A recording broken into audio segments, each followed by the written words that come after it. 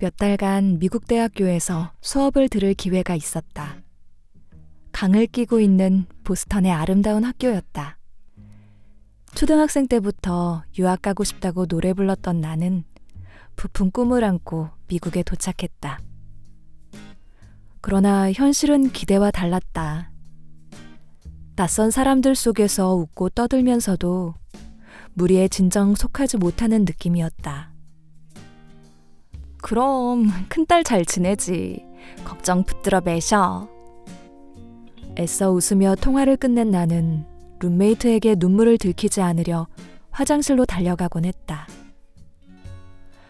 가족과 친구들이 너무나도 그리웠다. 어느 날 새로 신청한 말하기 연습 수업에서 인상적인 발표를 들었다. 나는 매일 아침마다 나무를 꼭 안습니다. 오늘은 나무를 잘 안아주는 3가지 방법을 이야기하려고 합니다. 엉뚱한 이야기를 하는 히잡을 쓴 인도 여인은 수업에서 단연 최고령자였다. 그녀의 목소리는 부드럽고 차분하지만 어딘가 힘이 있었다. 깊고 큰 신비로운 눈으로 활짝 웃는 그녀는 미술관에 걸린 명화 같았다. 다음 날 기숙사 식당에서 밥을 먹고 나오는데 마당에 익숙한 뒷모습이 보였다. 커다란 나무를 안고 있는 그녀였다. 반가운 마음에 인사하러 다가갔다. 인도 전통옷을 입은 작은 체구의 그녀는 눈을 지그시 감고 옅은 미소를 띠고 있었다. 이상한 점은 그녀가 코알라처럼 나무에 매달려 있는 게 아니라 큰 나무를 감싸는 듯 보였다는 것이다. 얼마 지나지 않아 우리는 친한 친구가 되었다. 엄마뻘 외국인과 친구라니. 존댓말 문화가 없는 미국에서 함께 공부했기에 가능한 일이었다. 그녀를 아끼는 사람은 나뿐 아니었다. 같은 수업의 교수님과 친구 모두 그녀를 사랑했다. 그녀는 사람들의 발표에서 부족한 점을 놀랄 만큼 예리하게 집어냈다. 그러면서도 그녀의 말엔 따뜻함이 있었다. 우리는 노을 지는 찰스 강변에서 자전거를 타며 많은 이야기를 나눴다. 시와 사랑에 관하여, 그녀가 듣는 연극 수업과 그녀가 맡은 반란군 역할에 대하여. 나는 집에 온 듯한 기분에 뭉클했다. 시간이 흘러 미국 생활도 막을 내리고 있었다.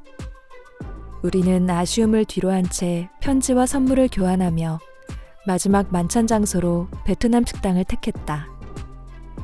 쌀국수를 먹으며 웃음으로 시작했지만 곧 눈물바다가 되었다. 그녀는 처음으로 자신의 이야기를 해주었다. 종교 지도자 집안에서 태어난 똑똑한 소녀가 어린 나이에 정략 결혼을 한 이야기였다. 사랑하지 않는 남자와의 사이에서 낳은 아이들은 그녀 삶의 전부가 되었다. 그러나 그녀는 집안에서 버려졌고 아이들은 남편에게 뺏겼다. 법정 다툼 끝에 매달 한 번 아이들을 면회할 기회를 얻었지만 아이들은 이미 깊이 세뇌당한 상태였다. 그녀는 유리병 너머 아무 말도 하지 않는 아이들에게 매번 사랑한다고 말했다. 언젠가 아이들을 안는 상상을 하며 매일 나무를 꼭 안아주는 것이었다. 나는 마법에 걸린 듯 한 번도 꺼내지 못한 묵은 감정을 털어놓았다. 연약한 여자였던 엄마가 겪은 감당하기 벅찬 누명과 세상의 배신에 대한 이야기였다. 마음이 병들어 어린 딸을 외면할 수밖에 없었던 엄마와 그런 엄마를 원망한 내 이야기를 들으며 그녀는 깊이 울어주었다. 오랜 시간을 거쳐 한 여자로서 엄마를 이해하게 된 나처럼 그녀의 딸도 언젠가 마음을 열 거라고 진심 어린 위로를 건넬 때 나는 마음이 뻥 뚫리는 기분이었다. 내 마음 한구석에 자리 잡은 나조차도 인지하지 못했던 엄마에 대한 마지막 응어리가 풀어지는 것을 느꼈다. 서로를 꼭 안아주며 나는 나보다 1살 어리다는 그녀의 맞딸을 위해 기도했다. 우리는 지금도 종종 메일로 안부를 묻는다. 지구 반대편에 서로를 생각하는 마음이 있다는 사실이 큰 위로가 된다. 내가 그녀에게서 우리 엄마의 모습을 보았듯 그녀도 나를 보며 자신의 딸을 생각했을까?